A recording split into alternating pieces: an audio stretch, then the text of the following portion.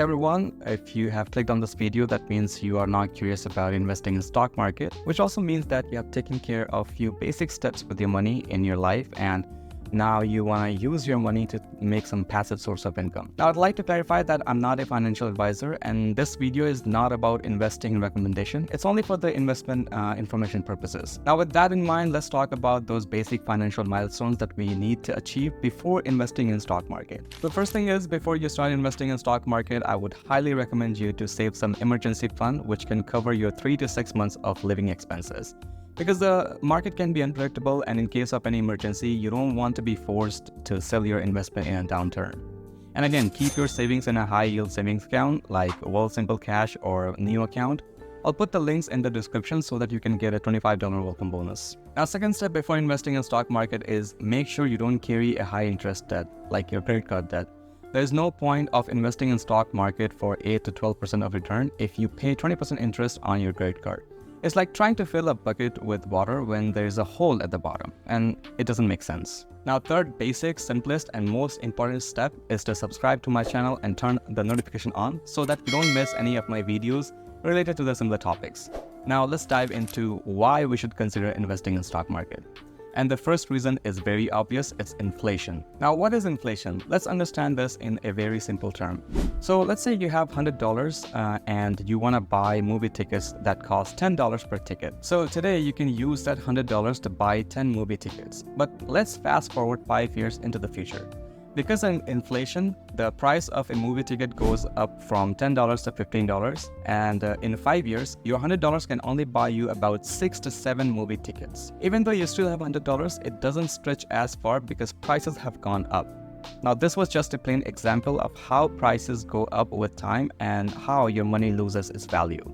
The target inflation rate in the United States is 2%, but it's obviously not fixed. In 2021, the inflation rate shot up to about 9%, which is why federal government had to increase the interest rate to fight the inflation. With interest rates high, people would borrow less money, which would decrease the demand and high prices.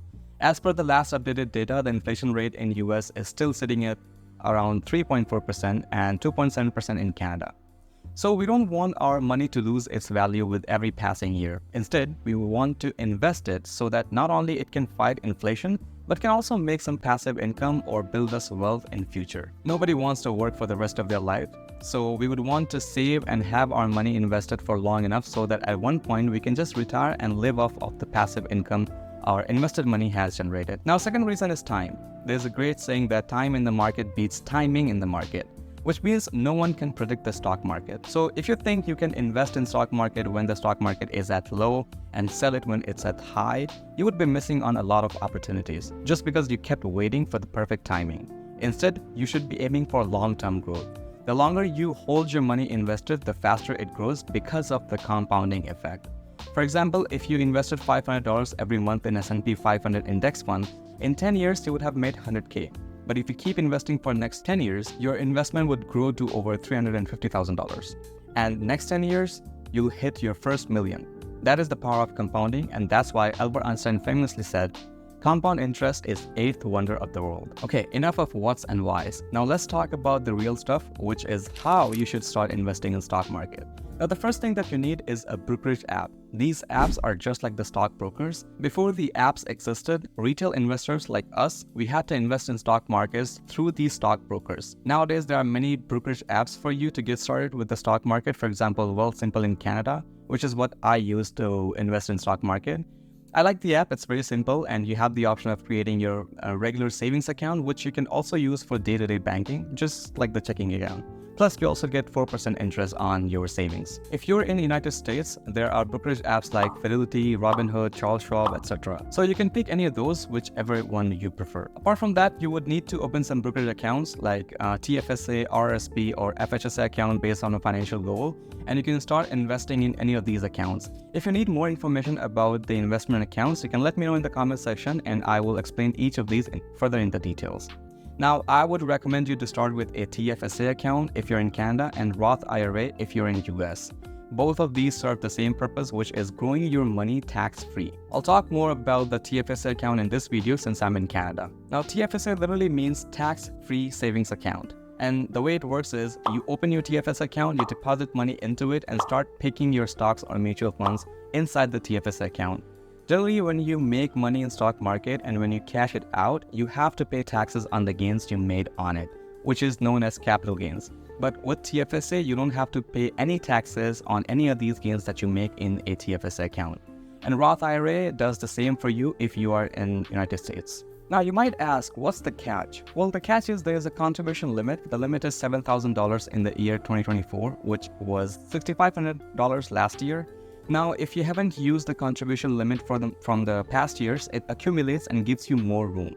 This contribution limit resets every year, so if you have maxed out your TFSA in a calendar year, then you'll have to wait for the next year to get more room so that you can contribute more money into it. The maximum contribution limit is $95,000 for an individual during their entire life, and I'm talking about the TFSA account. Now, you have your Brokerage app installed, you set it up with providing your details, you created an account where you can buy and sell stocks or funds. Now you have to pick and buy the stocks. And let's see how to do that. Now the buying part is very easy. If you have already did the analysis and you want to buy a stock, you can buy full shares or fractional shares. For example, stock A has a price of $100 per share and you want to invest $500 in it. You can buy 5 shares of it. On the other hand, let's say you want to invest only $50 in that stock. You can buy the fractional share, which in this case would be half of a share. Then there's the option of the limit buy, and the way this works is if you want to buy a share of stock B for $100, but the current price is $101 per share, you can set the price limit of $100 per share, and whenever the price drops to $100, the stock will be purchased automatically. By default, if the share price doesn't drop to your targeted price, the order will be canceled at the end of the day when the market closes at 4. But you have the option of keeping the order open until you cancel it, and it's gonna go up to a maximum of 90 days. And this works both ways, while buying the stocks or while selling the stocks. Now you know how to buy the stocks, but how would you know what to look for? Well, think about it like it's your own business, and technically it is. If you buy a share of Apple, then technically you own a fraction of the business. So while looking for a good stock, you need to see if the company is making money, earnings are positive, and company has as low debt as possible. If the company is making revenue and profit and money is being invested in the business will grow. And if the business grows, so does your invested money. But there's another way you can start investing by not worrying about all this. Now, picking single stock takes time and effort, plus it's also risky. What if you put all your money in a single stock and business went bankrupt? That's why you need to diversify your investment, and the best way to do is investing in index fund. For example, you can start with investing in S&P 500 index fund. I have mentioned this index fund so many times in my videos, and there is a reason why it's the favorite investment for most of the super investors like Warren Buffett. An index fund is a type of mutual fund, and it's designed to replicate the performance of a specific market index. S&P 500 index includes top 500 companies listed on the US stock exchange. So by investing in this index fund, you're investing in all those companies without worrying about doing the analysis. That's why it's also called passive investing, when you're not actively analyzing and picking the stocks. And if a company fails to keep its place in top 500 list, it will be replaced by another company which is doing better. So it's a lot safer, diversified, and easy type of investing style which every big investor recommends. Now, as the saying goes, the best time to start investing was yesterday and the second best time is now. So don't worry about the market's highs and lows. Use dollar cost average strategy to start investing, which means keep investing at a regular interval, like weekly, bi-weekly, or monthly. And forget about all the analysis. And the expression for that is just set it and forget it. And that's it for this video. And if you like this video, give it a thumbs up. This goes without saying. It helps the channel to reach out to more people. So share it with your friends and family, and let me know in the comment section what do you want me to talk about in my next video. Thanks for watching and stay safe.